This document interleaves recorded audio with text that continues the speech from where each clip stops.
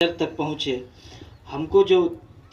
एक चीज़ गणतंत्र दिवस और स्वतंत्रता दिवस के संदर्भ में भी एक समझ में है, वो ये कि अपने हिस्ट्री को पढ़ना एज ए स्टूडेंट, और वो आपके करिकुलम का भी हिस्सा है, तो वो एक तरह से हेल्प ही करेगा।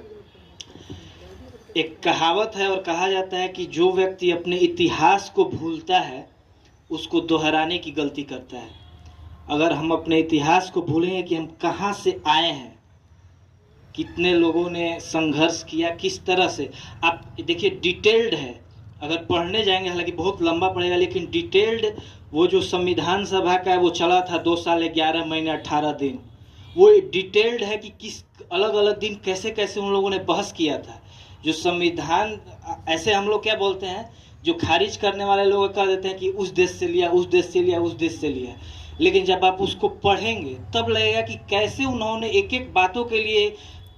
संघर्ष किया। आपस में मतभेद थे, लेकिन किस तरह से वहाँ वो एक जगह पर। अच्छा, उससे एक और सीख मिलता है कि अलग अलग डिफरेंट विचारधारा के लोग भी किसी एक मत के लिए एकजुट हो सकते हैं। तो महत्वपूर्ण जो सबसे चीज़ होता है कि आप संविधान के लिए, ठीक है, उसको कैसे पढ़ें, बहुत ज़रूरी है। इतिहास का जिक्र है कि अलग अलग जो भी जितने हमारे फ्रीडम फाइटर्स हैं,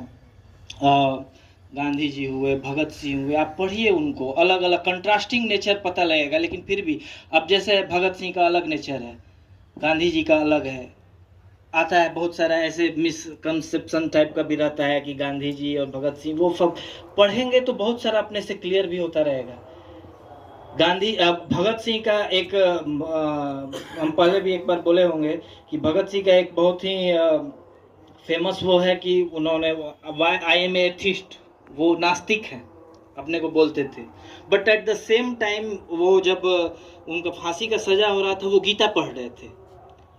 तो आप अगर केवल सतही तौर पर देखेंगे कि अरे ये आदमी नास्तिक बोल रहा है, तो वो उनको नास्तिक समझेगा, और जो अचानक गीता पढ़ रहे हैं,